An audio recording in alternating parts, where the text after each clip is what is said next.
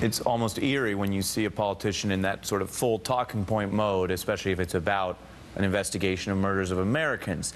Now, before the vote tonight, the Oversight Committee's ranking Democrat underscored his party's stance on all that fundraising. They have been using the deaths of these 4 Americans for political campaign fundraising. I call on the Speaker of the House to end that process right now. We are better than that. Joining me now is Nicholas Kristof, columnist for the New York Times, and Steve Clemens, Washington editor-at-large for Atlantic Magazine and MSNBC contributor. Welcome to you both. Nick, what are we learning about this inquiry and this vote today?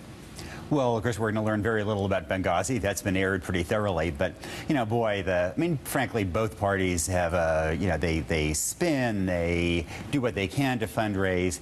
But it really has become kind of pathetic when, at this point, the Republican Party's domestic policy is to have new votes on repealing the Affordable Care Act. And its foreign policy is about continuing the investigation of Benghazi.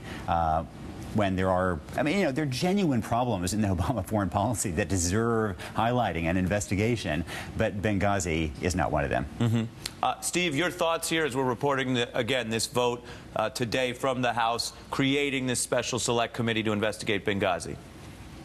Well, I have to say, I know a lot of reasonable Republicans in the House of Representatives, and I'm disappointed in them today because they voted en masse, not a single defection that we've seen in the 225 Republicans that voted in favor of really a meaningless committee.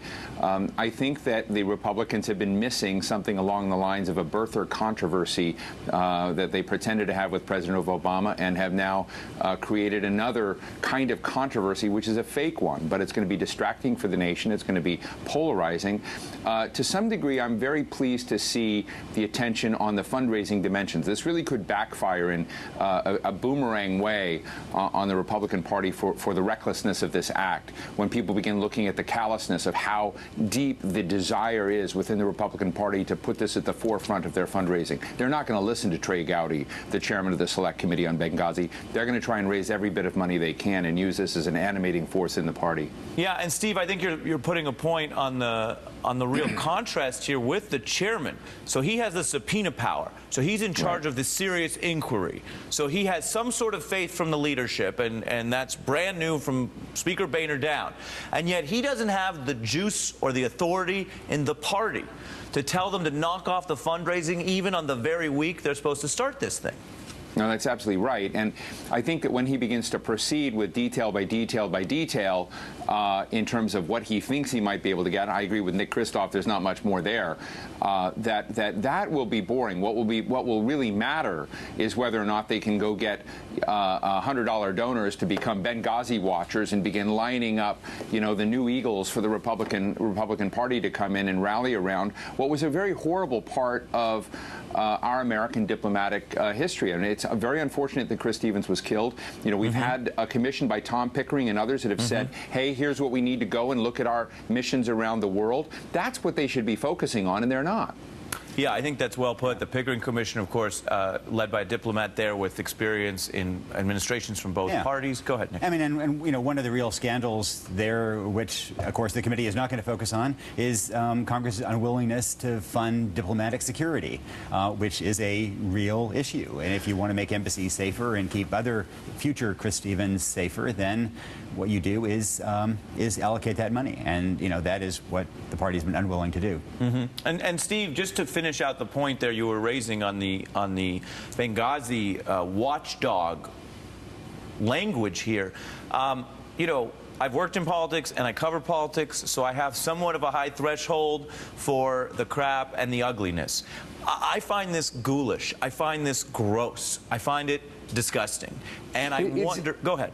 It's like being it's one of these crazy futuristic movies where you're sitting, watching an audience there, watching a kind of gladiator show. It is disgusting in the sense that you're inviting Americans come in to sort of look ghoulishly at a terrible unfolding of conditions. There should be a look at it. But at that time that happened, you know, when Chris Stevens was killed, there were any number of 40, 45 other missions around the world in similar precarious situations. And I would argue today that many of them sit in that situation today.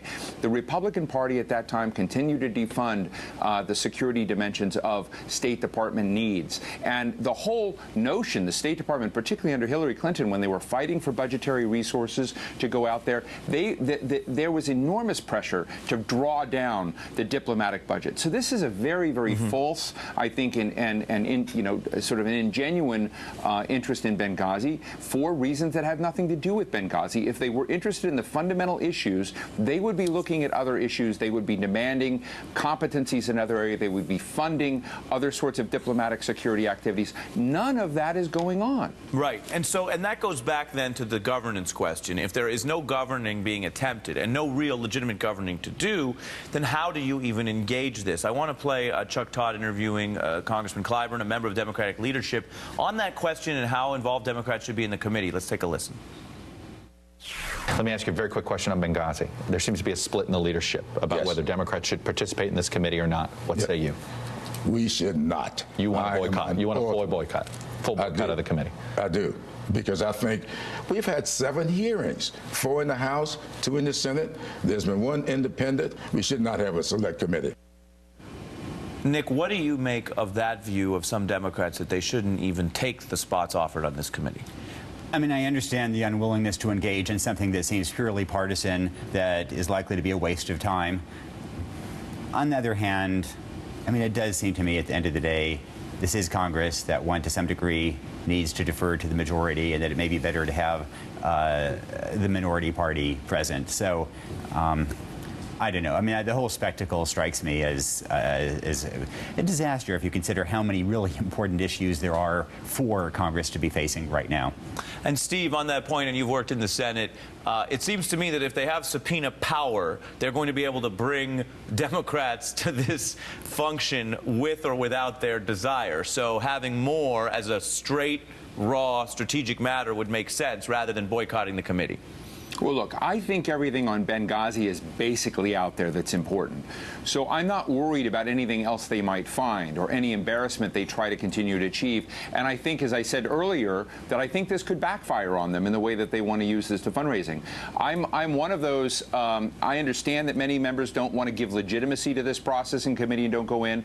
But as someone who has worked in that institution, I think it's always important when you have the minority party represented. They have an ability to raise issues, too. They have an ability to stand up, ask questions, make points. And if the American public sees ongoing abuse of that minority, that, too, will come back and nip at the heels of the Republican Party. So I would, if I were running the show, endorse 5 very, very good, solid Democrats to come in and basically continue to raise the profile of what the legitimate question should be. And I think that can be powerful. That's well put. We showed a little bit of Elijah Cummings on the floor. He also had a very heated interaction with Darrell Issa, who doesn't back down that often, but found himself apologizing over their aggressive oversight of another exaggerated scandal with the IRS. Now, broadening out, Nick, given your work and your journalism around foreign policy, you mentioned earlier this is not the only thing going on. What else do you think Congress should be doing more positively in foreign policy oversight? And also, please give us your thoughts on the unfolding crisis in Nigeria. Well, I mean, indeed, that is one thing that we could be undertaking. I mean, the reason that Boko Haram has focused on attacking girls' schools is that the way you transform a society, the way you fight extremism, the way you develop an economy is to educate the population, and especially educate girls. And when President Obama took office, he talked about starting a global girls' education fund. And he essentially hasn't talked about it ever since. I mean, that was a great idea in 2008. It's a great idea today, and I wish there were more people asking him about why it hasn't happened. And I mean, partly that's because it's not going to get through Congress. You know, likewise in this country, if you try to think about what can bring about change, then I think early childhood education. I think he's right that, you know, that is the leverage you have to not just put Band-Aids on problems, but over time to change the structure and create opportunity. A fitting and hopeful note to think about beyond all of the other drama drama in the House today. Nick Kristof and Steve Clemons, thank you both for joining me tonight. I appreciate it. Thank you. Thank you, Ari. Absolutely. Now, what we have next is millionaires and what they really think about income inequality and taxes. Robert Rice, former